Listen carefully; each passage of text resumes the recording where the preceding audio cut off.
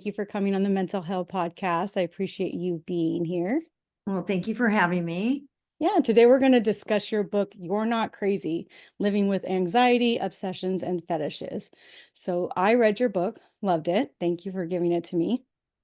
I'm glad you enjoyed it. I'd like to start with your story because I think that when you're in the mental health business, when you're in the mental health industry, it is a business too, but more industry, right? When you have gone through things yourself, it's more relatable. So I've always felt like for me, if I was going to work with somebody on my mental health team, they needed to have a history of some sort too, because otherwise, how can you empathize with me? And so you have your own story. Would you like to share a little bit about it? Sure. And another interesting fact is when I started this book, I wasn't even going to talk about myself. I was just going to put the cases in and very factual about this is what you do, this is what I do. And then I thought, I should probably share some of my experience just so that people have an understanding. Oh, she's not just an expert telling me what to do, but she's actually experienced some of these things. So maybe she might know, or like you said, have a better understanding, have more empathy. And I think it is important. And I'm glad that I did share that. Of course, I could have gone into more detail, but I think I shared just enough to show that, what my childhood was like. And then, with the alcoholic parent, drug addict, and mom who left when I was 10, and then my son who passed away. But interestingly, I didn't think any of that wasn't that normal at the time. I pushed all of that aside. And especially the part about my mom, I think I really didn't deal with that until I was in graduate school. And that's when I dealt with the son, my son passing as well. I think we develop these coping strategies that will last for only so long. And then at some point they break down, and we're going to have to examine what it is that made us who we are today, and why aren't those coping mechanisms working anymore? What's happening in our life that all of a sudden they don't work? They worked for so long. So I think when we get older, we start to examine more, or the coping mechanisms we have affected our relationships or our job. And then we have to look at, where did this start? Where did this all come from? Yeah. And that's part of, like, I understand that myself because that's part of my story, right? So because of my past, I was an overachiever. And I know a lot of people who are like type A personalities generally have a traumatic past, right? Because we want to overachieve and prove and cope. And that's how we do it, through external validation. And then at 34, when I had my son, my world, and I got postpartum depression, my world exploded. And all of the coping mechanisms that I had used before were no longer working. I literally felt like I was living in a mental hell. So do you mind sharing some of your stories? Because I feel like you were, I mean, amazingly relatable. Um, we talked a little bit about coming from an alcoholic mother, but I know you lost your son. Do you mind sharing a little bit about that and what it was like for you? Yes. So I don't mind sharing any of it. I think when I first wrote the book, I was surprised. My very first podcast that I did, I thought, oh, they're going to ask me about some of the strategies, or they're going to ask me something. And the first question that came out of the woman's mouth was, tell me about your son passing. Yeah. And I was just like, oh my gosh, I never thought somebody would pick that out of the book. But I'm more than happy to talk about any of it with anybody now, because I think that's what helps people. It's interesting too that if we go back to my mom, I believe my coping mechanism stopped working the first time I went to therapy, because I went to therapy because I could collect 100 hours towards my license for 10 hours of therapy. And when I told the therapist about my mom and about my son, and it was as if I was just reading a shopping list, she said to me, this is really traumatic. You went through a lot. And all of a sudden it hit me like, oh my gosh, I guess I did go through a lot. And that's when I started having my first panic attacks. With my son, his passing really propelled me to move forward and want to help other people. Because when he was in the hospital, I saw how some families were ripped apart by, when you have a child that has cancer or any type of illness, it can either tear a family apart or bring you together. Unfortunately, more times than not, the families end up separating because it's just one person blames the other. You know, if you already had trouble in the marriage, then it just kind of exasperates it. But I thought, I've got to do something to help these families because I saw how they suffered. So with that, I decided to go back to school, which for me was a huge decision because I wasn't diagnosed with ADHD until in my 50s, and I barely graduated high school. I had to move to a different state to live with my aunt so I wouldn't disappoint my father. Like you know, a high achiever in everything. At least I wanted to at least get the high school degree. So when I went back to school, I was really good in sports. They wanted me to run on the cross country team. And I took what I knew about training for a race and applied that to my school. And I ended up graduating valedictorian of the junior college, going to UCLA. And I look back at it now and I think there isn't anything that I would give to have my son back. But I think of all the lives that I've helped, all the families, just through the therapy, coming to my office through the Child Life program, which I think you read about, and I can explain a little bit about that. Yeah. It's a program at Children's Hospital. When he passed away, I thought I want to do something in his memory. And I'm a runner, and I said, let's have a fun run in his name, and all the money will go to buying the kids' toys at Children's Hospital. And this will be our 38th year that we're doing it, 38 years of having this. And so we actually developed what's called the Child Life program, and that's a doctor-free zone for the kids. It has therapy in there, and the siblings can also participate in this program. So, I mean, as you know, there's nothing worse than having your child die, and you would do anything to get them back. But when I think about how his life has affected other people in such a positive way, and maybe the sacrifice of his life had some meaning behind it. I'd like to think so. Well, we'd like to think everything, like all of the trauma has some sort of meaning. Yes. Because I truly believe that if you don't have the trauma, you can't empathize with other people. You wouldn't be propelled to do what you do. Like a lot of people who are in a healing capacity lived traumatic lives, right? And if we didn't have those traumatic lives, we wouldn't go into wanting to help others. And maybe I'm sure my life would have been, well, it would have been completely different. I probably wouldn't have gone to school. I wouldn't have tried to help all these individuals and special needs individuals with intellectual disabilities. And because I am type A, who knows, maybe instead of throwing myself into school and helping people in my athletics, I would have gone like my mom into Right. drugs and alcohol. Yep. I mean, that is a reality. And it's scary. It's scary when you have an alcoholic in your family. You've seen what it does to other people, how it ruins families. And it's sad that really, truly, it's a very good chance that if you come from an alcoholic family, you have a better chance of being an alcoholic, right?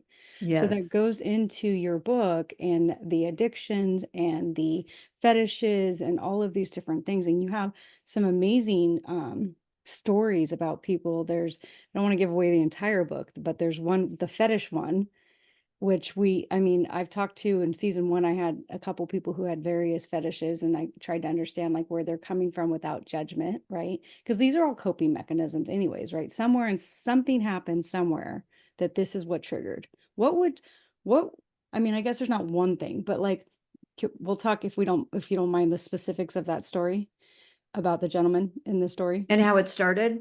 Yeah, and just like, so he had a fetish basically with sanitary napkins, right? Or anything that had Right. like a smell from a sanitary napkin or anything like that, right? And that was his thing that turned him on.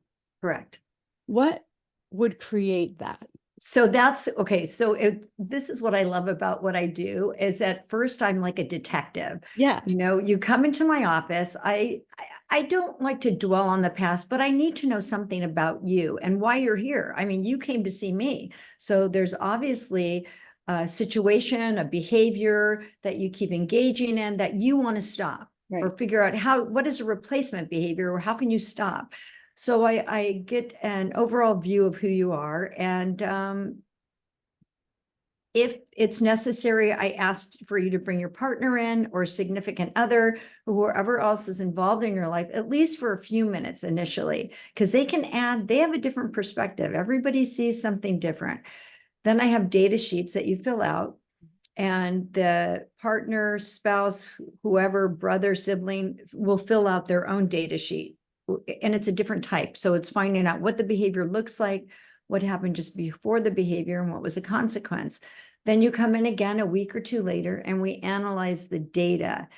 And I have to figure out when did it exactly start, like this fetish? Right. Well, what had happened in that case, what we finally figured out was this individual, when he was going through puberty, the person he was living with would have, I don't know if it was his sibling or his niece, spent a lot of time at the house. And so this individual was just learning about masturbation. I don't know if I can say that on your Yeah, of show. course. Yeah. But okay. So he was just learning about that. So he would do it in the bathroom. Well, you have to remember the bathroom is where the diapers were thrown, where the sanitary napkins were. So he paired that behavior with what was in the bathroom. And then that's how the fetish was started with him. So like the sense he was picking up while he was masturbating, he Either looking at it, smelling it, right. whatever it was Right. all taking place in the bathroom. How does the mind do that?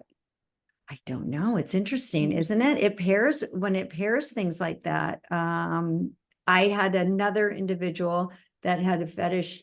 He moved out on his own, and his mom didn't want to believe that that's what it was. In fact, I didn't even know that's what it was at first. He had been caught breaking into a high school and taking the swimwear Hmm. of the swimmers, of the female athletes, and then he would take them home.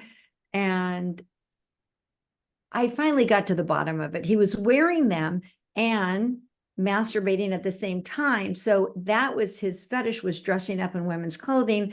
And then he paired that with, Masturbating. yes. And then when you have that type of climax and you've paired it with something, it's hard to break what is going to give you that satisfaction. Is Well, it and going to that be goes into pornography, right? Like, so there's a correct? lot of people who are addicted, Yes. regular, everyday people, oftentimes men, but women too, who are addicted to pornography because they then, when they're watching the pornography, they then climax, right? And then that associates, I would guess, in the brain that Yes. that then creates this, right? And then there, yeah.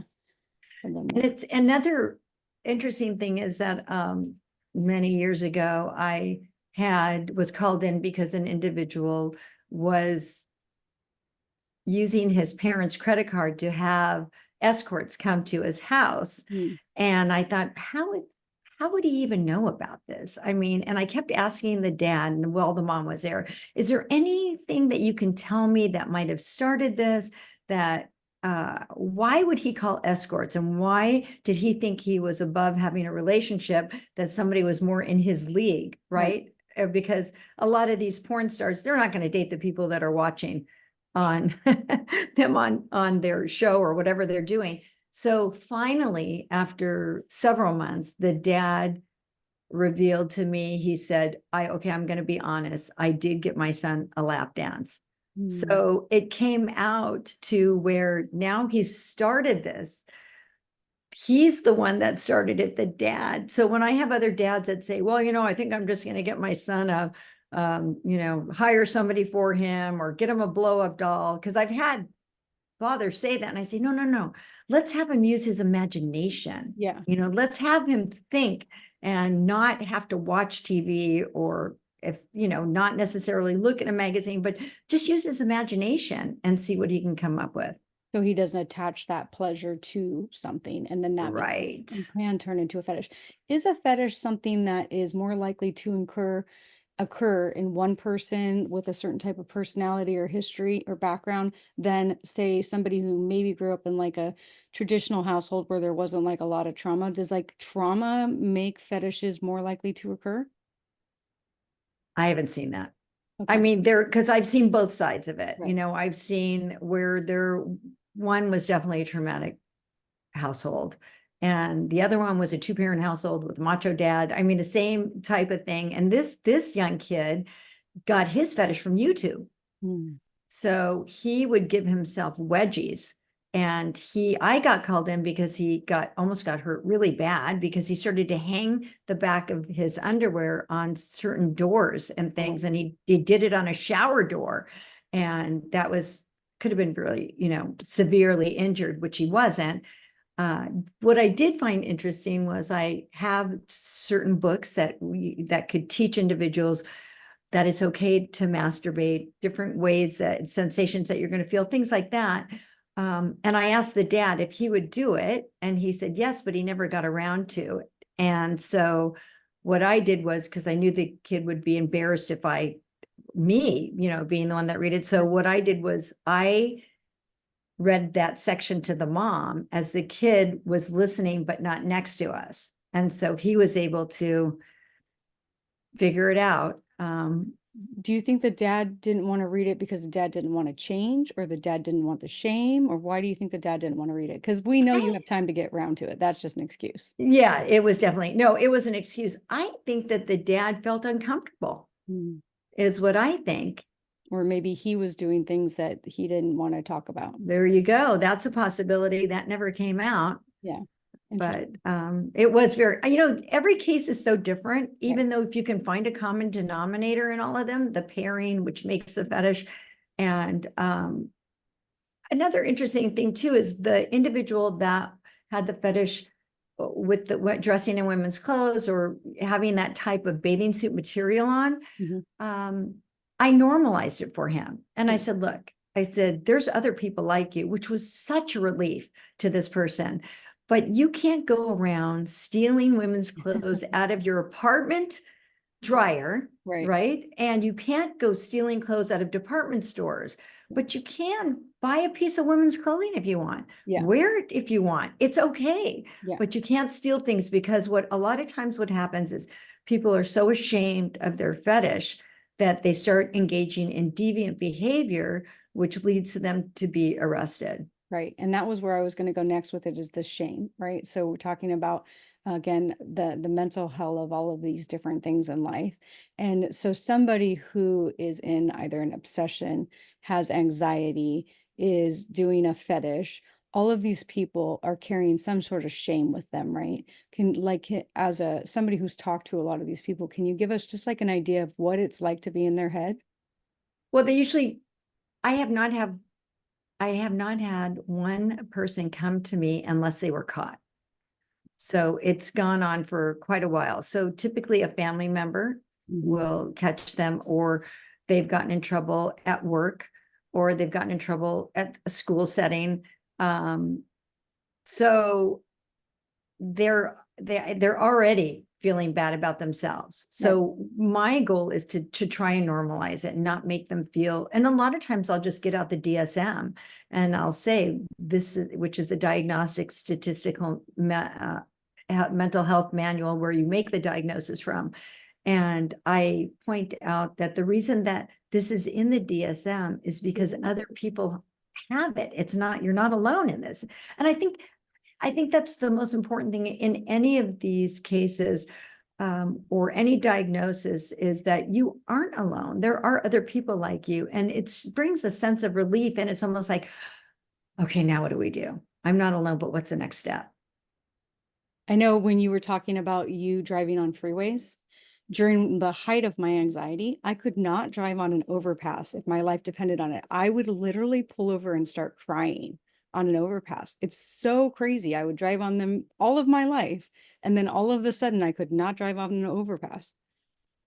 I know. And it's like, what is wrong with me? I should be able to do this. Why am I I couldn't, like I said in the book, I couldn't drive on the freeway and my heart was coming through my chest. I mean, I was clenching the wheel. It was just an awful feeling. And at that time, I had to drive to my client's home. I was a behavior interventionist.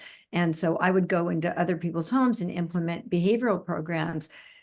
And that's where I got the idea of the visual because I needed a visual to help me.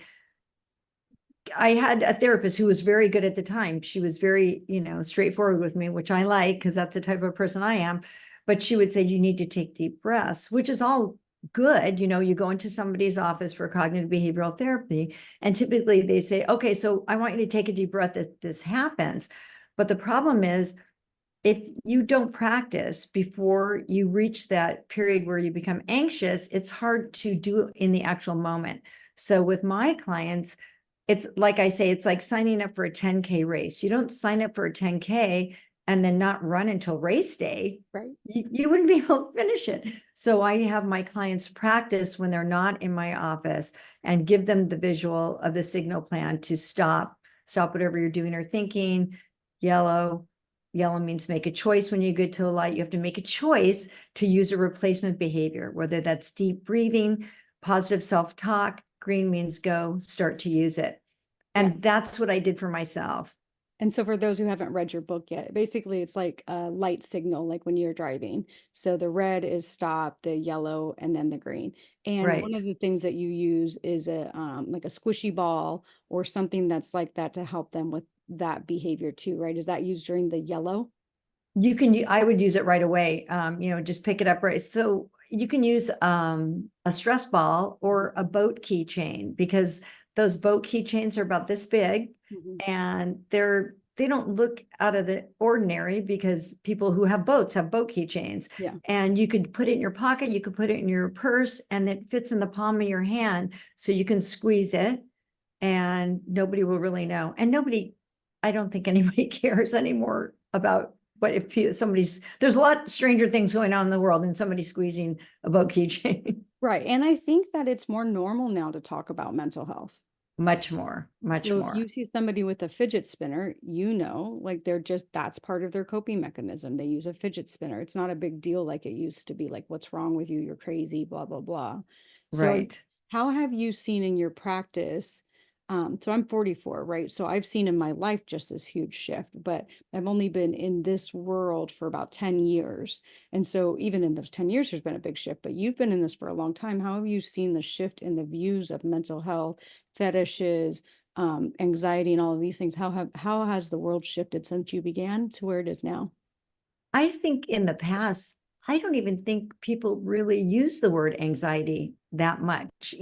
What they would do is they would say, my son or daughter, or if it's an adult, an adult would be my husband or myself. I've been lashing out verbally. Everything gets on my nerves and I just lash out and I'm verbally aggressive.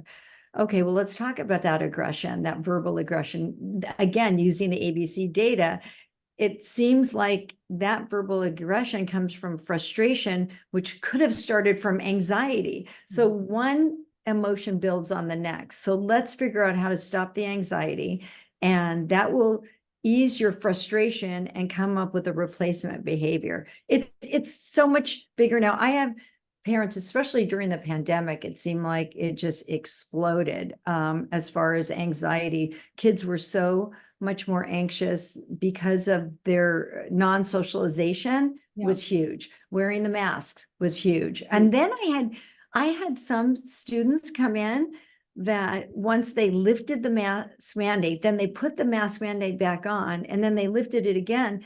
They were afraid to take their mask off. Right. There's still people today that are afraid to take their mask off. Yeah, I mean, it was just, I felt so bad. And a lot of anxiety I saw grow amongst teenagers and young adults with body dysmorphic disorder. And this was due to much more time was being spent on social media. They were putting up images of themselves and they would pick a body part that they felt wasn't perfect, I guess, but nobody's perfect. So how do you, but tell that to a teenager, right? Yeah. Yeah. Do you think that social media has caused more mental health issues? I believe it has, Yeah. definitely. And I do think what I tell my adolescent clients that come in, and even some adult clients, the first thing you need to do is stop looking up your own diagnosis, Mm. because they start coming in with, okay, well, I looked and this is what I have, and this is what I have. And And I'm dying, I'm yeah, dying. I just had a client leave a while ago. Well, we can't plan for next year because I'm going to be dead. And I said, well, you've been telling me that for 2 years, so I don't think that's going to Yeah. happen. Yeah, Google is very bad for that, right? It's like this plus this equals this. Oh, you're dead. It is sad, but we do have so much more access to information. And sometimes I think the thing about the web, and again, it goes towards the mental health because you can look up so much more stuff, and it's not all true, right? It's just on the web. It doesn't mean it's true. It creates this fear factor all of the time. Yes. And then there you go. There's that anxiety. Yeah. So we have to remember that our thoughts create emotions, and those emotions are exhibited through our anxiety. Like for me, going on the freeway, it's what started off very small, ended up to where I wouldn't even go onto the entrance of the freeway. And it wasn't because of the freeway, it was because I was afraid I was going to get another panic attack. Mm. So it's this anxiety and panic attacks, they just take on a life of their own. They really do. And so you've noticed, because when I was reading your book, basically you're teaching like what are the triggers that you notice before the anxiety attack happens, so that you can do these, like the red, yellow, green, or whatever steps you put into place, so that you can when this is going to happen, or what triggers you, so that maybe you can change situations. Can you give me kind of an idea of how we can clarify that for everybody else? Sure. So if we use myself as an example for going on the freeways, let's say, right? So I would have my visual signal, which is the red, yellow, green inside my car. And I Okay. would say, okay, if I get a panic attack, or better yet, let's say I'm not going to get one, because here's what I'm going to do. I have my signal card. And if I get a negative thought start to go into my head, I'm going to stop and I'm going to replace it. I can do this. I'm working with my therapist.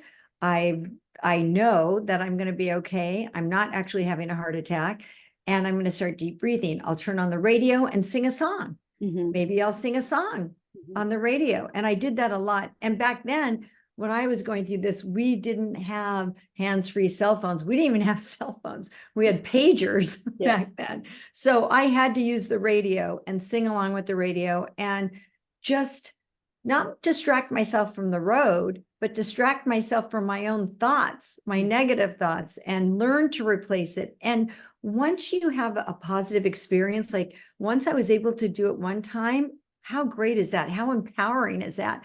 I drove on the freeway. I was fine. Yeah. I didn't need, and all I'll do is turn on the radio and sing. And I have my signal card, so I'm going to be okay. Interesting.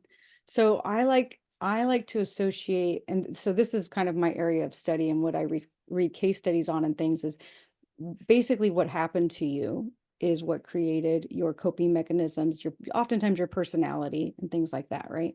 So Mm-hmm. in your practice, I noticed in your book, it said basically we're replacing one behavior with another. How does that go hand in hand with the idea that, if you were young and you were not taught how to love, so your definition of love is to do things for people, because that's the only way that you ever received anything, was if you did things for people, right? Let's say that was kind of your role, was the caregiver, the one who does things for people. And so your entire life, your definition of love is I can only give love if I show my worth. So I'm only worthy by doing things for other people. And the only way that I'll receive love is by doing things for other people. How would you change that behavior? How would that change? Because that's like a life, right? Like your It whole is a life life. you've been doing that. So I think the first thing is to become aware of it. And that's the shock. That is the shock. So you have a good therapist who's pointing out, look, you don't have to do everything for everybody for them to love you back. And I do believe that at one time I was that person. And then I would get so disheartened if I didn't receive that back from that Right. person. I mean, it was just devastating, how I would never treat that person that way. How could they have done it? Look how much I've done for this person. So I think first becoming aware of it is the main communication is key, right? And being honest with yourself and open with yourself and realizing that you don't have to give 100% of yourself to somebody else to have them love you. They need to love you for who you are. And to experience love with another person, you've got to love yourself. You've got to learn. And in my book, I think I also say that we can't always get to the root of every problem when it started, right? But there are things about our environment and our past that create who we are today. Yeah. And we have to be able to identify something around that, what caused it, and how do we relearn how to make things healthy. So what is a healthy relationship then? I've never had one, I've never experienced it. Right. Well, there's so much material out there. And I really believe that communication and trust are the basics of any healthy relationship. You can't tiptoe around. Yeah. And in your book, you utilize family members and other people in the person's life to help with the discovery, right, of what was going on and all of those different things. You talk about that. But what about somebody who just has a crappy family who's not going to help them? How do they then, if they have a household of people who they can't even feel like they could approach them and say, hey, can you like write down the date and time that I did XYZ, like in that, that workbook that you have, and they don't have any friends that really could help them. They just don't have a support system. So what happens with those people? And unfortunately, that does happen. So I try to make myself accessible if possible. And I tell the person, look, you might be the first person to change, and you can't change anybody else. You can only change yourself. Yeah. You can only change yourself. You can let other people know how their behavior makes you feel with I statements, right? Yeah. But you can, like, when you yell at me, I feel, or whatever it is that they're doing, but you can't, you're always yelling at me, you're doing this. I say once they see you, they're either going to change with you along the way or they're not. Right. But you can't be responsible for them. And it's really, it is a bummer, Yeah. but it can be done. It can be done. I remember I was working with this adolescent one time who was very angry and would have physical aggression. And he would split his time between his mom and his dad. And it was a horrible divorce, really bad. And the adolescent boy would say to me, now can you help my father? Now can you help my father? And I said, look, I said, I met with his dad, didn't want anything to do with me. Okay. Right. And I said, your dad's, I can't Can't help change your the way he father feels. unless he wants help. Yeah. But you can talk with your dad and let him know how you feel. So he came back to see me the following week and he said, Laurie, I don't think my dad's going to get help, but I feel like I've been carrying around a backpack full of bricks and now the backpack is off. Mhm. It's off. And I feel so much better because he was able to at least talk with his dad and realizing that no matter how much you want somebody to change, they have to do it on their own. Well, and so there's like a lot with that, right? So the person is the way they are for a reason. Yes, Right. that So is that is correct. the way because of his growing, of how he grew up and how His was he had to learned. Yeah, change. in his case, it was a learned behavior. Exactly. And so, and also, not everybody wants to look deep. No, I mean, it's not fun. it's not fun. It's not easy. And I tell people No. all the time, when you're going to go down this road, it's going to be hard. It's going to be very hard. You're stepping into, you know, looking at everything that you thought was true and now may not really be true, including yourself and everything that you thought about yourself. Like, as myself being an overachiever and always the top producer at my big company and blah, blah, blah. And then I look at that and I think how sad, like, because I mean, I'm not like, I'm okay with who I was now, but how sad that where I found my joy was from missing out on actually living and wanting external validation from everybody else, which came in the form of a trip to, Florida and a big bonus and blah, blah, blah, blah, blah. But I was never really happy. And so, you have to look at that situation and say, yeah, like on the outside on paper, I looked fantastic. but on the inside, I was dying. And why? Why did I need to do those things? And how am I different now from then? And what can I do to change? I mean, it's like it's peeling back an onion. It really is. And I wonder, I mean, I don't know if it has to do with age, that somehow we end up figuring it out and start to analyze our lives, or, what happens in our life. I know for me, it was that incident with that therapist asking me, or kind of telling me, this is, I feel bad for you. Oh, why Yeah. do you feel bad for me? What's wrong? Well, you had a really traumatic childhood. I did. Yes, it was not normal. Yeah. And then you start to think, oh my gosh, it wasn't normal. And Yeah. then, like you said, how did it affect everything else? Right. How did it affect everything? Right. And then you're looking back going, wow, I actually thought I was doing pretty good. I didn't know I was coping. Right. I Yeah. didn't know I was doing all these things to cope, to deal, to search for love, to be loved, to be approved, to do. So it kind of unravels everything until you can put it back together. And I think, coming back to what you said about more people talking about it and normalizing it, it allows people that ability to learn about themselves more and feel okay about it, not that they have to hide it. Yeah. I think that, and talk, like your podcast, to be able to talk about it and listen to other people, that's huge, Yeah. huge. Yeah, because then you can say, oh, yeah, okay, I get it. And I also feel like it gives empathy and non-judgment towards other people. Because, like, for me, I came from, my father was an alcoholic and abusive. And, my mom coped in her own ways because of that towards my brother and I, and all of these different things. And so I could hold on to that and blame them and hate Right. them. Or I can say to myself, well, they had their own lives before I was born that created the situation of who they were. They could have chosen different things to do. Like I chose a different path for my children and stuff, right? But they didn't. But I can't sit here and blame them for the rest of my life because I'm now responsible for who I am. I'm responsible to make a change so that I don't drink and do all of these things to hurt my family.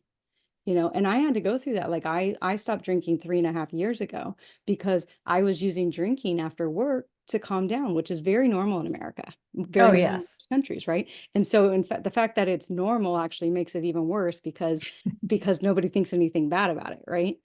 But I could very easily see myself slipping into the pattern of, it was like, oh, the kids are in bed. Yay, I can have my wine. Oh, the kids are in bed. I can have my wine. When are they going to bed? Those little kids need to go to bed, because that's how I was coping with it. But when you come from a family of somebody who is an alcoholic, you can go from, now I'm not going to wait till the kids are in bed. I'm going to have it with dinner.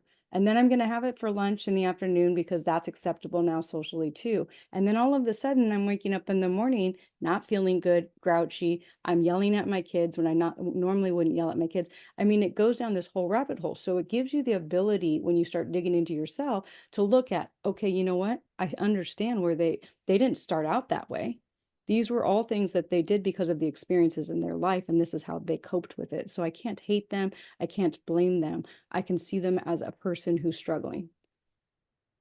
And I think that was hard for me with my mom, because she was such an embarrassment in the neighborhood, because she would be drunk a lot. And she'd, my dad would try to get us out of the house, and he'd say, okay, get in the car, everybody get in the car. So we'd get in the car, and my mom would be screaming and yelling in front of all the neighbors. And she would lay on the ground and wouldn't let my dad back up by the tires. She wouldn't even let us leave. She held us captive Yeah. in the house. And so many years later, when my mom got sick, and after her husband died, then all of a sudden she wanted to come back into our lives, which I already had 2 kids by that time. I don't know how long ago it was, but it was after the death of my son, and she wanted to come back into our lives. And I never thought I would do that. Never in a million years, after what she did to us as a family and to me, and the embarrassment and just everything. But I had to make a choice, and that choice was, okay, it's not the best relationship, of course, Right. but she's only human. Mm-hmm. And we all make mistakes. Mm-hmm. She has to live with that regret the rest of her life, and she didn't live much longer after that. So I was at a crossroads. I make a choice. Do I not allow her at all into my life, or do I just accept this is who she is? And that's what I did. And had she And sobered up at that point? no, no. And see, that's the hard Fact. thing too, And right? if, yeah, this is the icing on the cake. So her husband died, and then all of a sudden she wanted a family again Yeah. because his family didn't want anything to do with her. And many, many years had passed. And so I would pick her up and take her out to lunch with my older daughter, my younger daughter, and she would be ordering Greyhounds and just get hammered at like 10 in the morning. And I thought, okay, I can't go through this again, and I don't want my kids to see this. So I said, hey, Mom, this is what I'm going to do. The girls and I are going to pick up lunch and we're going to bring it to your house. Mm, So that's what I did. So I started bringing food to her house. And that way we didn't have to be embarrassed. She wasn't ordering drinks, because then she would hide the drinks from us, which was okay. At least she wasn't right. drinking in front of us. Yeah, and that's hard too because that then brings in like the boundaries, right? Like, so I currently do not have a relationship with my dad. I'm no longer angry with him, you know, but he's not a healthy human being, so I'm not going to be Right. around him. Like, why would I expose myself to that? You know, and I would never expose my children to that. It's just not okay. Right. But the part that's the personal part of it is that when I got to a place where I no longer hated him or had so much resentment towards him, I could heal, but I also know he's not a healthy human being that I want around my children, and that's okay too. Yeah, I think because my daughter was old enough, the older one, plus she didn't drink, but she was not healthy. And I'm telling you, the first thing my mom would say to me every time I saw her, I'd walk in the door, Laura, you hate me, don't you? You Mm, hate me. That was, and look what she had to live with. yeah. I Can mean, you imagine how, her mental health? Yeah. no. And I just said, Mom, I don't hate you. Mm, Let's just move on. So every single time it was sad. What a sad way to live the rest of your life. right. And that goes into your, like, you deal with people who have addictions. And I mean, those people, it's hard because it's like they're trying oftentimes, and you can correct me if I'm wrong, but I feel like they're trying to cover up something. There's something inside of them that they're hurt, sad, whatever about. They don't feel good enough. They had something happen to them. They're using their addiction oftentimes to cover up or cope, right? And then in the same aspect, it's like they don't see what they're doing to themselves and other Oh, people. no, they don't. They Yeah. clearly don't see what they're doing. And they're living in the past. They're Oh, yeah. living, They're stuck. why? Yes. And that's what I say in my book. You're stuck. You're Mhm. stuck. You need to move forward. Again, there's that fork in the road. Are you Mhm. going to stay at the fork in the road, or are you going to choose a path? Mhm. Because what good is it doing you? None. But unfortunately, by that time, typically when the addiction is in full swing, is that they may become physiologically dependent Yeah. on alcohol or drugs. And then it's a whole nother ball game, because you can't just quit. You may need to actually be hospitalized Yeah. for that. And then you have to go into the in treatment. So it's a process. I think, my sister, she was the one that suffered the most because she was the youngest one. And years later, in fact, when my dad was still alive, and I thought to myself, who was watching Lisa? Mhm. I was 10, she was 7. Right. And my dad would have to go to work. And my brother was only 15 months older than I. So I said to my dad many years later, I said, who was watching Lisa? And he said, well, you were supposed to watch her. And I thought, I was supposed to watch her. As a I could, child. yes, so he really did expect that. Yeah. And my poor sister, she's still she still has drug addiction problems. She finally has government housing. But when I talked to her, it was about a year ago before she got the government housing. And she said, but Laurie, how can you do what you do, and knowing what mom did to us? And this is 65 years later. Yeah. And I said, Lisa, why would I want to think about that? Yeah. You Well, know, right. Yeah, I mean, and that's the hard part, I think, because people get so stuck on what happened to so them. stuck. And it's true. It's important to validate and understand that those things happened and they were real. And then you have to say to yourself, and what am I going to do with that? Am I going to be the person who uses that as an excuse every day of my life? And people might get mad when I say the word excuse, but in some aspects it is, right? Well, it validates what they're doing. Right. And so we have choices. We Right. have choices. And that's the one power that we do have is we have choices. And I don't think people actually believe that. And that's what I try to get them to believe. You have a choice. You really do have a choice. The one thing though I do want to say is that the longer you engage in a behavior, the harder it is to change. Yeah. So it doesn't mean that it's impossible, but it definitely is harder. It definitely is harder. And And that's why that's you, oh, sorry. no, go ahead. I was going to say, and that's why when people end up coming to you, it's oftentimes because they're forced to some way, shape, or form. They're either have a DUI, they've been told by their family they have no choice, or maybe they're going to leave them, or something like that, right? They don't come on their own. Or if in the case of skin picking, which is another horrible behavior, which is anxiety driven and an OCD behavior. So you have the anxiety doesn't just usually, there's something that goes with it. What is the destructive part about the anxiety? Is it stopping you from going to work? Is it stopping you from socializing? Is it affecting your relationships? Or is it, like I said, are you engaging in verbal aggression? So it's accompanied by something else. So I've had clients come in. In fact, that's why I wrote the book in the first place, is I would have dermatologists and other doctors who would refer clients or patients to me. And it was because they were either their face, they would rip apart their face, their arms, their chest. They were engaging in self-destructive behaviors. Well, and in your book, the boy that's in the book, the mom was picking too. Yes. And Yes. yes, that was very interesting. And she had told me that even her sister was a picker. And so she was going to share the information with her sister. Yeah. So these are things that they came in for their son to get help. And yet you find out like somehow, some way, I mean, he probably learned it from her, right? Without her really knowing.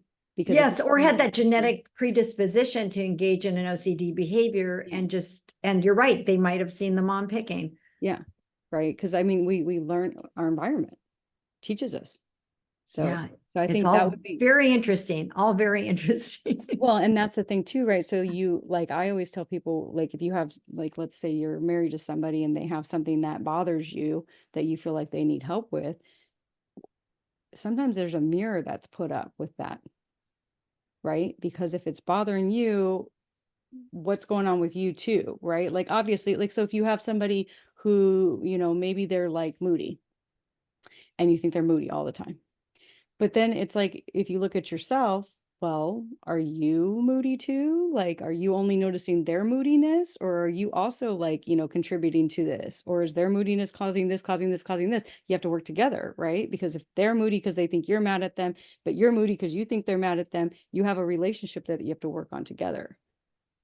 And also, I agree with that. Like they could be mirroring your behavior, Yeah. right? Yeah. They could be mirroring your mood. And I do think that, when you walk into a room and somebody's grumpy, it puts you in a bad mood. That's the So energy. what if, yeah, energy. So if you kind of ignore and not feed into it and start to be in a happy mood and just ask about certain things that would be more positive, Right. more than likely that person will get out of that moodiness and join you. And it happens all the time. I experience that all the time, right? And you just have to not play into it. Right. Because as soon as you play into it, and sometimes you're just like, I'm so tired of this stuff. I don't want to be the bigger person. And I You think know? that's where the data sheets come in handy, because if we're talking about a certain behavior that person is moody, and that could be a negative, that they're saying negative things towards you, and that's a behavior you want to change. Well, what is a consequence of them being negative? Are you asking them, how come you're always so negative with me? How come you're doing this? Right. So look at all the attention that's going, rather than redirecting the person into something. Exactly. They're getting attention when they're being negative, right? Some people don't even know. No, it's They so don't even have a interesting. know. They have It's no knowing that they're doing no. it. Yeah. And that's what's so great about the data sheets, because like the skin picker, the mom, when she started taking data, she was like, oh my gosh, it's like a light bulb goes on. I didn't even know that this is the way I was responding, or I didn't know I was doing this. So it's pretty interesting when people start to look at their own behavior, Yeah. even if they weren't the ones that came in. Yeah, exactly. Exactly. It's all together. So on a different note, I hear that you're a hiker. Yes. So Yes. I just want to chat about this because I think that these types of things like hiking, picking hobbies, picking activities, doing things that are physical also help with mental health, right? So I'd love to hear Definitely. about like how did you get into your exploration? Because you're like hiking some crazy mountains or something, right? Yeah, I just got back from the Camino de Santiago, which was a 500-mile trek from France to Spain. And I'm leaving this Thursday to go to Africa and climb Kilimanjaro. But before that, which is in Africa, Tanzania, you know, it's interesting. I started running after the birth of my first daughter. And then when my son got sick in the hospital, what saved me really was I brought a jump rope with me. And because my husband and I lived at the hospital, he was only sick for 2.5 months and then he died. It was so fast, but he went through some awful, awful procedures before he died. And there was a balcony out on Fort West, and I would go out there for my sanity and kind of get myself regrouped. I would jump rope on the balcony while other parents were out there smoking cigarettes, and nurses actually even went out to, a lot more people smoked back then. And it was kind of my therapy back then. They didn't have help for parents like my husband and I back in the day. In fact, our son was in a ward back then, if you can believe it or not. They had cancer, like 5 kids with cancer in one room with all the parents. We got no privacy, and we were supposed to leave our children in these cages. And then, but we didn't do it. My husband and I would hide in the bathroom. The other parents, the other parents would get together and we'd, hide in different spots. And then when they did the changing, it's very sad. I just can't believe it. Like now it's wonderful that a family can have their own room, a child with the family, and they're encouraged to spend the night there, with the child. But we would hide in the bathrooms and then come back out again and be with, and the nurses they didn't want us to leave. They felt bad for the parents. So it was, even though it was policy, they would look the other way pretty much. So even afterwards, after my son passed, I would continue running, and other people would take me on longer runs. And it was just a part of therapy for me, and I never gave it up. Then I got into the hiking, and I love trail running. So now I love hiking. I just love experiencing it all. Do you think it helps regulate you? Oh, most definitely. Most definitely. I feel like, so a lot of my studies, I've learned that, people rock themselves, they tap, they, like anything to like the body movement is it regulates the brain, it regulates the system, the nervous system, all of these different things. And exercise does that. And it's hard when you're depressed or whatever to exercise, but it's so important if you can, because it just makes such a big difference. Like going on back onto me, apparently. I had taken this like genetic testing that will tell you, like, when I was getting my treatment plan during the time that I had depression, right? And it would say which medications would work Oh, based interesting. on my genetics, which was really cool because then you don't have to try all these different medications. Yes. It says like this doesn't work, SSRIs may not work, this might, it, or will say it does not work, or they metabolize them too quick or whatever. And one of the things that came up was that based on my genetic testing, exercise would work better for me than most medications.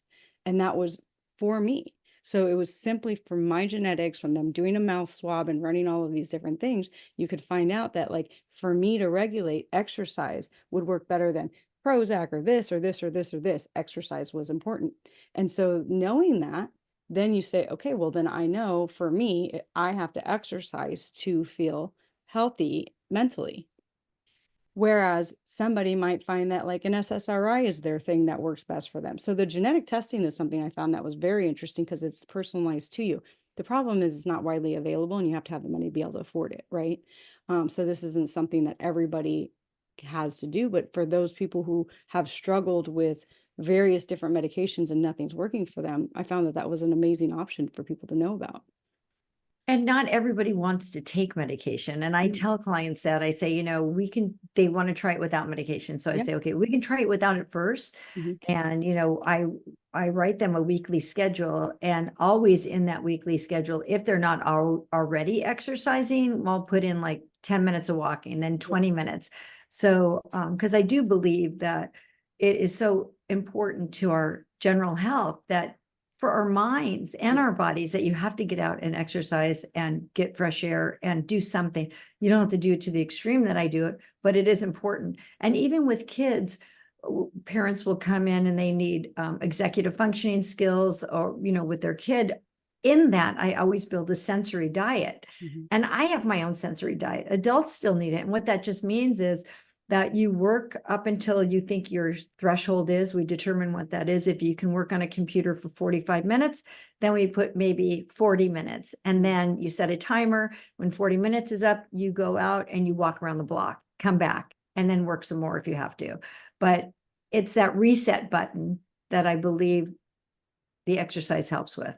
I wish they would have that more in schools because, just having my own children and watching them and then going and volunteering in the schools, it seems like they sit for way too long. And that's why they start acting up. Come on, they're little kids. Like they can only sit for like 30 minutes at the most. Like, but they have to sit there for 2.5 minutes and be quiet and be still and do this and do that. And then they get a 15-minute break. That's it. And then, and so I just feel like that if we could incorporate more of this, what you're talking about, the sensory diet, where it's like you work on an activity, but you need sun, you need to be outside. And if we could just incorporate that more, that might help with a lot of the anxiety and the ADHD and all of those different things. What are your thoughts on that? Oh, I think it would definitely help. I know that when I was in a school last time I was observing in a classroom, they did have where they would play a certain song and all the kids would stand up and they do these movements. Yeah. So I was really happy to see that. Yeah. Some kids need more than just that. I think, I don't know how they're doing it now. I don't know if they're doing, they have these block schedules now too, where they're keeping the kids in the classroom longer. Yeah. And they don't attend that class as frequently. So, which I don't think is a good idea either. Yeah. Like you said, they need to go outside and get fresh air. Yeah. So, yeah. And that's missing a lot. Well, I appreciate you coming on the podcast, and I'll make sure that we put all of your information in the caption area, but give us just kind of a few ways if people wanted to learn more about you, the books that you have, how would they find out all that information? You can look up Laurie Singer, Laurie Singer, Singer, behavioral.com or you'renotcrazybook.com. And each website, you can switch the links to go from one to the other. And you can order the book on Amazon, You're Not Crazy, Living with Anxiety, Obsessions, and Fetishes. Yep. Or it's also available at barnesandnobles.com. Love it. Love it. There's so many things that I highlighted in your book, and we touched on some of them, but I would just absolutely say I have the book here for everybody. Oh, I'm glad you got it. Yes, I love it. Thank you. If you have an opportunity to read it, there is an actual workbook and an action plan. So for those that don't have access to therapy, maybe you don't have insurance that pays for therapy, or you don't have the financial access to therapy, at least there's a starting place in your book for people. Yes, and I have had other people contact me in different states within the United States and say that they've gotten it and they've used it. So I was happy to hear that because that's what it was made for. Yeah, and we appreciate that. And we appreciate you and hope that your hike goes very well. Well, thank you, Barbie. I'll take that. And you can hike on my behalf because I will not be doing that. But I'll do some yoga for you. Okay, I appreciate. I need to do yoga. I just, I think it's my ADHD. It's hard for me to do yoga. Yeah, and and I don't really want to go up a mountain. So there you go. But thank you, and I will make sure that everybody has your contact information. Thank you very much. I enjoyed it.